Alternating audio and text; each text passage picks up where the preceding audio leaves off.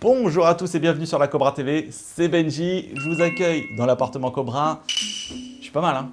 Je suis pas mal, regardez là ce que j'ai derrière moi, j'ai un gros produit de dingue. Je suis allé le récupérer dans les magasins Cobra qui sont 100% dédiés aux passionnés images et son bien sûr. Alors vous l'aurez compris, hein, on va parler images. LG s'est installé dans l'appartement Cobra avec voilà, le Gallery Design OLED Evo, le G1, avec son look de fou là, intronisé l'année dernière avec le G10. Dans cette vidéo, je vous propose de voir la mouture 2021. Je vais vous montrer les différentes intégrations possibles du télé parce que clairement, on a un super bel objet qu'on peut mettre en scène de différentes façons. Je vous parle de l'évolution que propose l'OLED Evo. On regarde ensuite la partie gaming et on fera un petit tour bien sûr sur la nouvelle interface WebOS 6.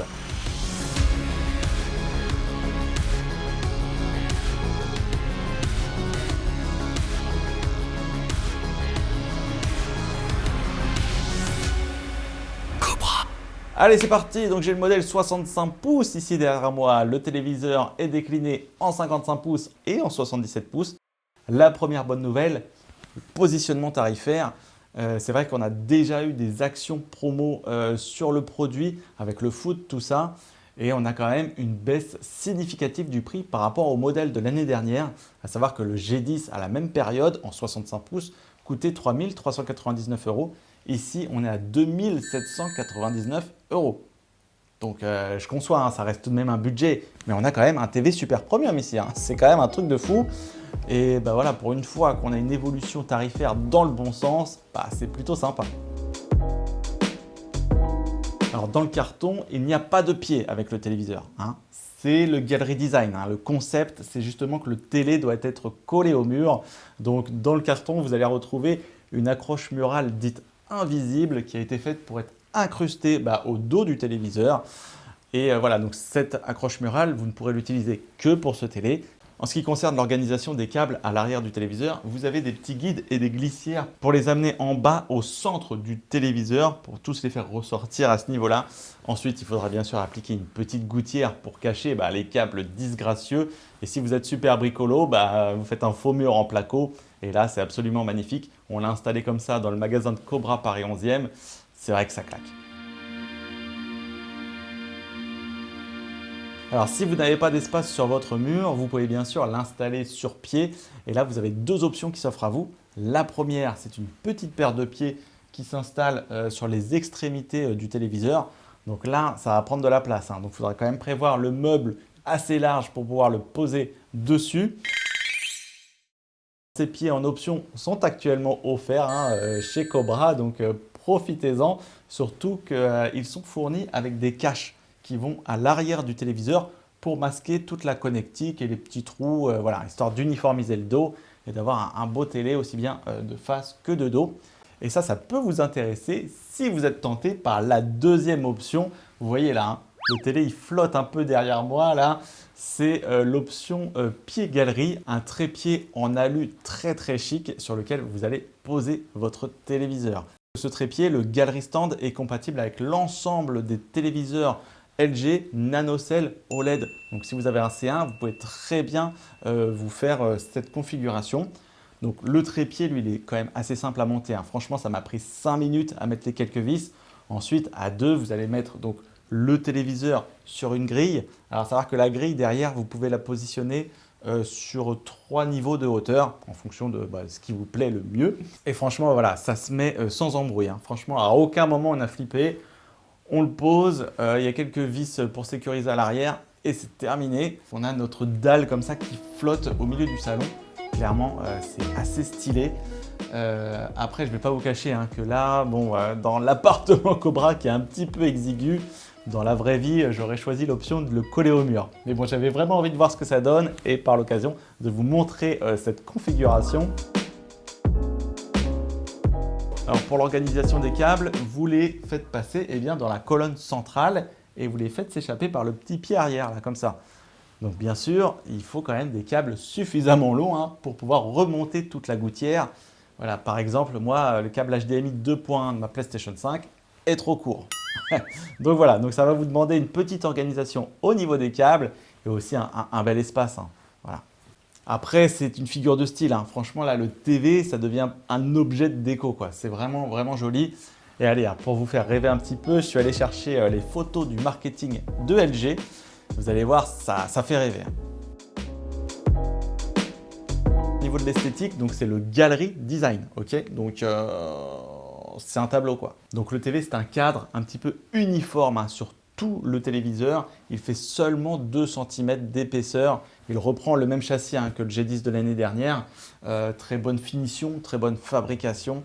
Cette dalle toute fine embarque toute la connectique et tout l'équipement sonore. Donc c'est quand même assez dingue. Et au niveau de la connectique, on est plutôt bien équipé. On a nos 4 HDMI 2.1, dont une eARC. On a 3 USB.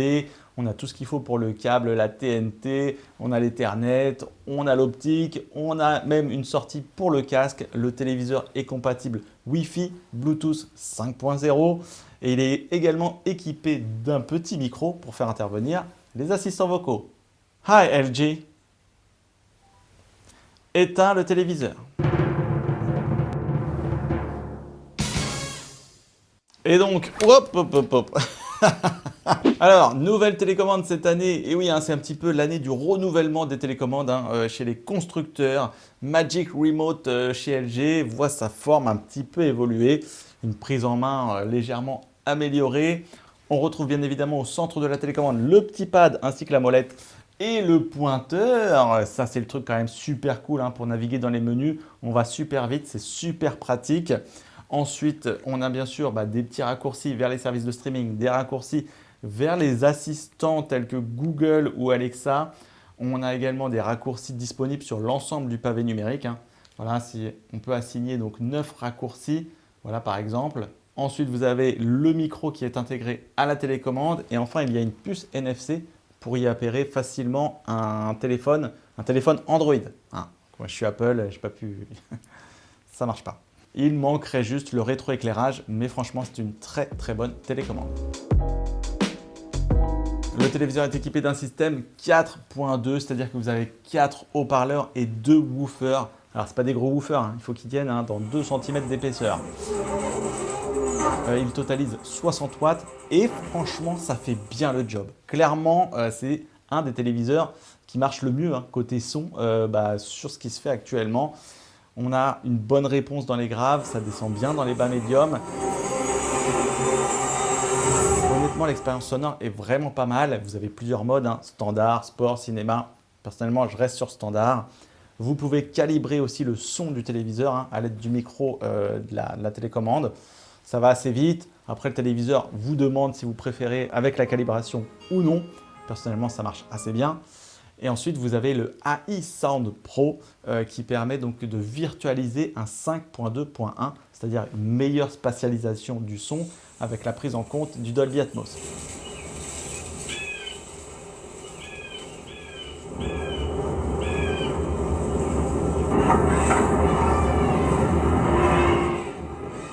Bon, alors ça, personnellement, je n'ai pas été super convaincu, pour être honnête.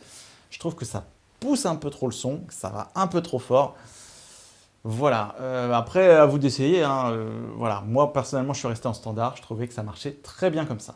Alors le LG G1 est toujours compatible Bluetooth aptX, vous pouvez y appairer un casque, un seul, hein, casque par contre, et puis voilà, des enceintes Surround en sans fil, des enceintes compatibles bien sûr.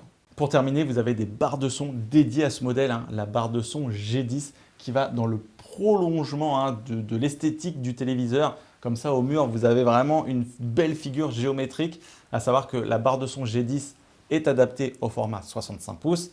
Et cette année, LG a également pensé aux possesseurs des modèles 55 pouces et sortent la barre de son G1, donc adaptée au format du 55 pouces pour que vous ayez aussi le truc beau gosse au mur. Alors la barre de son est compatible DTS-10, Dolby Atmos. On l'a installé comme ça dans le magasin Cobra Paris 11e. Si vous voulez venir voir, l'écouter, franchement, c'est pas mal du tout.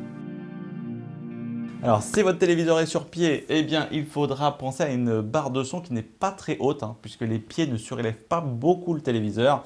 Et enfin, si vous êtes en mode galerie sur le trépied, eh bien, oubliez la barre de son puisqu'il n'y a pas d'espace de prévu. Mais vous pouvez toujours prendre les petites arrières. Et on attaque maintenant donc la partie image du téléviseur. Alors ici, on a une dalle 10 bits 4K équipée du nouveau processeur Alpha 9 génération 4. Alors avant d'entrer dans les détails, je rappelle rapidement les points forts et les points faibles de la technologie OLED. Alors le gros plus, c'est évidemment sa technologie de pixels auto-émissifs. Dalle 4K, vous avez 8 millions de pixels ici qui s'éteignent et s'allument indépendamment les uns des autres. Vous avez donc une image ultra précise, des noirs absolus, un contraste infini et des super beaux angles de vision. C'est clairement la technologie qui offre l'image la plus agréable à regarder aujourd'hui. Mais il faut également faire avec les points noirs de la technologie. C'est-à-dire que la dalle glossy est sensible, voire très sensible aux reflets. On va donc éviter de placer ce téléviseur dans une pièce trop lumineuse. C'est-à-dire si vous avez une baie vitrée sur le côté ou face au téléviseur, clairement ça ne va pas être génial en journée. Et ensuite, il y a le problème de marquage. Voilà, un petit logo ou une image persistante sur la dalle suite à un usage trop prolongé sur un même type de contenu, type chaîne d'information par exemple, où vous avez des logos ou des bandeaux d'information très colorés. Voilà, on évite de laisser ça toute la journée sur son téléviseur. Après, un utilisateur standard ne rencontrera jamais de problème. Il faut bien sûr éteindre le téléviseur avec sa télécommande, ne pas le débrancher, le laisser faire ses travaux de maintenance lorsqu'il vous le demande et voilà, et tout devrait bien se passer. À savoir que s'il détecte une image fixe pendant 1 minute, il lance une page d'accueil animée. Donc on est plutôt tranquille. Allez, maintenant on attaque donc la partie technique OLED Evo. Alors qu'est-ce que c'est? Dalle de nouvelle génération chez LG qui emploie de nouveaux procédés pour vous booster la luminosité du téléviseur. En gros, il va vous offrir 20% de luminosité en plus par rapport au modèle de l'année dernière. Effectivement, on a fait des mesures sur les pics de luminosité sur des contenus HDR en mode cinéma et on atteint des valeurs autour de 800 nits sur ce modèle-ci contre 650 sur le modèle de l'an passé. Donc on a à peu près les 20% qu'on va gagner en impact sur les contenus HDR, mais ça ne va pas être non plus une grosse révolution. OLED Evo. Mais ça, c'est le côté pas mal de la concurrence qu'il y a entre les technologies LCD, technologie OLED. Eh bien voilà, les LCD cherchent à éliminer leur fuite de lumière, les OLED cherchent à pousser la luminosité et nous, du coup, on est au milieu, on prend. Donnez-nous le mieux que vous puissiez faire. En tout cas, voilà, l'image, j'ai pu mettre du SD, du HD, du 4K, du jeu vidéo. C'est un régal quoi, c'était déjà sublime l'année dernière d'un point de vue colorimétrie, d'un point de vue de la justesse, fidélité, de la calibration, c'est vraiment très très bon. Et là on gagne un petit peu plus en luminosité, donc super. Il est équipé donc du nouveau processeur Alpha 9 génération 4 qui effectue bien sûr l'upscaling des contenus, c'est-à-dire la mise à l'échelle 4K sur la dalle. Donc c'était très bon l'année dernière, je crois que ça n'a pas évolué, donc c'est toujours aussi bon. La petite évolution va se situer au niveau de l'interpolation de mouvements, c'est-à-dire au niveau de la fluidification des mouvements, avec donc l'option True Motion ici chez LG. Alors à savoir que vous avez plusieurs levels. Donc il y a un level que j'aime particulièrement, c'est le mouvement cinématographique. Voilà, on va garder le 24p, mais ça va être légèrement adouci pour effacer un peu les saccades. Et franchement, c'est pas mal du tout comme ça. Après, si vraiment vous voulez fluidifier le truc, bien sûr, vous avez standard, vous avez fluide. Vous avez également un mode personnalisé si vraiment vous voulez intervenir sur un truc qui serait le plus juste pour vous. Le processeur fait également intervenir de l'intelligence artificielle, tout comme l'année dernière, mais là ça a été encore un petit peu plus développé. Voilà, il est capable d'analyser différentes zones de l'image pour améliorer soit le visage des personnages, soit comprendre quel type de contenu vous regardez pour vous mettre le mode d'image adapté, c'est du sport, un film, tout ça. Moi, vous savez, je ne suis pas trop sur les modes intelligents, mais voilà, j'ai laissé un peu tourner et ça marche bien. Maintenant, on va regarder ensemble les différents modes d'image que propose le télé. Alors, je retourne quand même dans la partie intelligente parce qu'il y a plusieurs options possibles. Donc, il y a celle qui permet donc d'adapter l'image en fonction du contenu. Donc ça, je le tourne plutôt sur off. Ensuite, vous en avez un qui concerne la luminosité du téléviseur qui permet de faire intervenir des petits capteurs et qui va adapter donc la luminosité du télé en fonction de la luminosité ambiante. À savoir que ce mode-là, lorsqu'on l'active, il va débloquer deux modes. Il va débloquer le Dolby Vision IQ sur les contenus Dolby Vision et le AI Brightness, c'est-à-dire la luminosité auto sur l'ensemble des autres formats du télé 1. À savoir que pour le HDR, le téléviseur est compatible HDR10, HLG, Dolby Vision et pas HDR10+. Oui, c'est le format soutenu par le concurrent coréen. Donc, c'est un peu compliqué. Donc maintenant, on va rentrer dans les modes d'image. Et là, ça se complique un peu. Je ne vais pas vous cacher que c'est pas super clair quand on se balade dans les menus. À savoir qu'en fonction du type de contenu du télé, vous allez avoir des modes d'image différents. Donc vous avez des contenus Dolby Vision, des contenus HDR, des contenus SDR. Si on est en Dolby Vision, on va avoir en plus du standard et du vif, qui ne sont pas des modes que j'apprécie particulièrement, le mode cinéma accueil. Sur les modes HDR, on va retrouver en plus le mode Filmmaker et sur les modes SDR, on va retrouver en plus les modes ISF Expert lumineux et sombre qui sont des modes réservés aux calibreurs pro équipés de sondes. Pour revenir sur les modes en eux-mêmes, donc vous avez le mode cinéma, le mode Filmmaker. Personnellement, je n'ai pas vu énormément de différence entre les deux. La différence va plutôt se jouer avec le mode cinéma accueil. Alors qu'est-ce que c'est? Moi, je le traduirais un petit peu comme le mode lumineux des modes HDR, à savoir soit Dolby lumineux si vous êtes en Dolby Vision, soit HDR lumineux si vous êtes sur un contenu HDR10. Si vous êtes dans un environnement lumineux, accueil cinéma. Si vous êtes dans la pénombre, dans une pièce sombre, le mode cinéma ou Filmmaker, ça atténue la luminosité du téléviseur. Ce sera vraiment très agréable à regarder. Là où ça se complique encore, c'est que en mode accueil cinéma, vous avez des options en moins en ce qui concerne la gestion du True Motion. C'est-à-dire que le Dolby Vision en accueil cinéma est bloqué en mouvement cinématographique. Alors moi personnellement, ça ne me dérange pas parce que je trouve justement ce mode très adapté pour fluidifier tout légèrement l'image, juste pour l'adoucir un petit peu. Donc moi, ça me va parfaitement. Mais pour les autres, il faudra revenir en mode cinéma, donc sombre, pour obtenir tous les modes de fluidité. Voilà, il y a des petits trucs comme ça, je trouve que c'est un peu compliqué. Alors ensuite, bien sûr, vous retrouvez plein de menus de réglages concernant votre image. Personnellement, je vais plutôt aller jouer juste sur la luminosité. Je vais aller la caler sur élevé, histoire d'avoir une image bien impactante sur les contenus HDR. Et on attaque maintenant la partie gaming du téléviseur. LG, ils avaient déjà placé la barre très haute l'année dernière. Et bien, ils ont encore repoussé cette barre. À savoir que, bien sûr, le TV est toujours équipé des HDMI 2.1. Il en a 4, donc compatible 4K 120 images secondes. Et avec tous les formats VRR du marché. Celui de la Xbox, celui des cartes PC, G-Sync, FreeSync Premium. Et pour la PS5, j'imagine quand ça sortira, j'espère en tout cas. Et d'après ce que j'ai lu, on ne rencontre plus les problèmes de gamma shifting qu'on avait l'année dernière. C'est-à-dire que le téléviseur avait tendance à tirer les noirs vers du gris foncé. Donc ça, normalement, il n'y a plus. Ensuite, au rayon des nouveautés, vous avez le tableau de bord jeu vidéo qui permet quelques petits réglages supplémentaires, d'activer ou non justement le mode VRR. Il permet aussi de booster l'input lag. Alors l'input lag est déjà très bon, il est à 15 millisecondes sur un jeu en 60 images secondes, mais on peut le booster, ça désactive encore quelques traitements du télé, et là on arrive à 9 millisecondes. Donc le temps de réaction manette-image est imperceptible.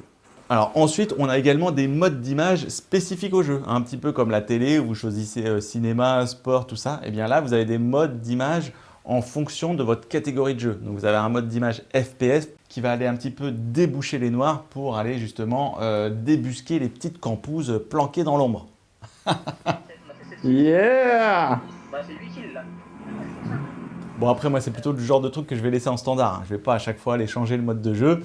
À savoir qu'en plus on a la main sur ce genre de choses. On peut justement aller jouer sur le noir ou les blancs pour aller déboucher les zones sombres. Donc c'est plutôt bien fait de ce côté-là. Et à savoir que sur le mode VRR, ce que j'ai pas pu tester, on a également aussi une petite réglette pour jouer sur les zones sombres.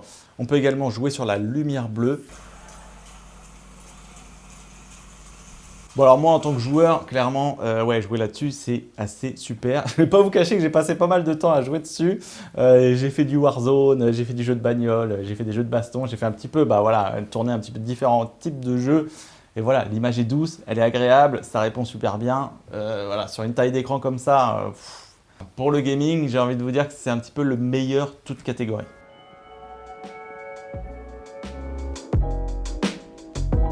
Allez, on attaque maintenant la partie Smart TV. Alors, on va faire ça un peu rapidement, hein. Mais bon, c'est pas mal cette année. Une nouvelle interface relifting complet du WebOS 6.0. On passe d'une petite barre là en bas de l'écran à un full screen, le plein écran. Voilà, c'est un petit peu la tendance qui a été donnée par Google TV. Et c'est vrai que visuellement, on s'y retrouve assez bien, c'est plutôt pas mal fait. Et on retrouve facilement voilà, toutes les applications, tous les widgets et tous les petits trucs cool du téléviseur. Alors l'application Canal+ tant attendue est enfin présente sur le téléviseur. Au milieu bien sûr de toutes les autres applications de streaming hyper connues. Vous avez aussi toutes les plateformes de vidéo en ligne comme Twitch, YouTube, tout ça.